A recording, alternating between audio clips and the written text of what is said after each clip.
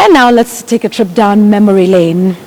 A year ago, March 26, 2015, President Uhuru Kenyatta made his State of the Nation address to the National Assembly, and in it there was the list of shame, which listed 175 top public officials suspected of involving themselves in corruption.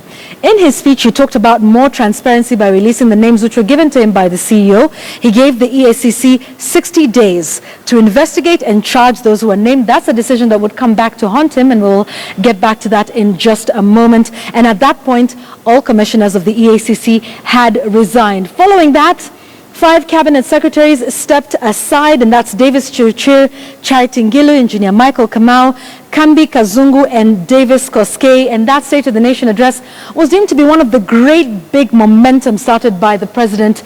Did it yield any fruit?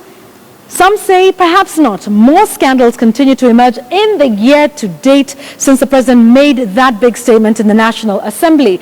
We have the 180 million shilling scandal at the Youth Fund, for which Bruce Odhiambo, who's the chair of the fund, has just recently stepped aside. Then we were subjected to the debacle of this 790 million shilling scam from the NYS.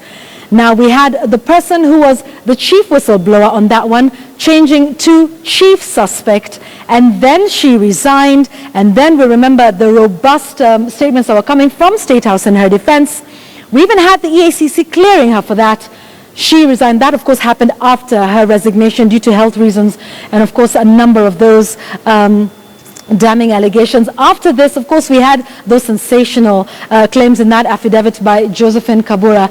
Also, right after that, then we had this talk of the Eurobond scandal, putting Cabinet Secretary Henry Rotich at the center of that. Where did that money go to? Was it used for what it was meant for, especially with that brief moment of the economic crisis, the economic financial crunch, I'd call it, that took place last year, the government being put on the spot. It didn't stop at the executive and the private sector with the tendering process. We also saw it in the judiciary, the Supreme Court of Kenya, then facing this big allegation from Justice Tunoi, who was alleged to have received a 200 million shilling bribe from agents of Evans Kidero. A tribunal has since been formed. Again, there was more controversy, so let's stay there for a moment, because the president said there was no need to form the tribunal. He wanted to wait for the court case regarding his retirement. And then he said, after further consultation, that he was going to form the tribunal. And then he named Sharad Rao to head that. Questions about his suitability. And then we heard from a government official right here on Checkpoint who said it was now Justice Jonathan Havelock. And then it was back to Sharad Rao, who was then sworn in. That tribunal is yet to sit, so we're waiting to see what happened there. Then there have also been some moments of triumph, perhaps. According to the EACC, they claim that 161 high-level officials have been charged from that 175 list of shame. But it's also instructive to note that that statement that was made by the president at the State of the Nation exactly a year ago would come back to haunt him when that 3-judge bench said Uhuru had no mandate to give the Ethics and Anti-Corruption Commission 60 days to investigate and charge those who were named in that one. Something else also to note is that the EACC is now fully constituted, getting their commissioners. It's now chaired by Philip Kinisu.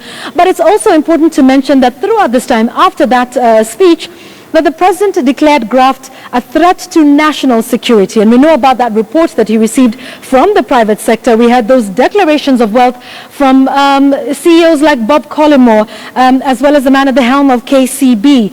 The president said companies would be blacklisted, and also their directors who are engaging in corruption.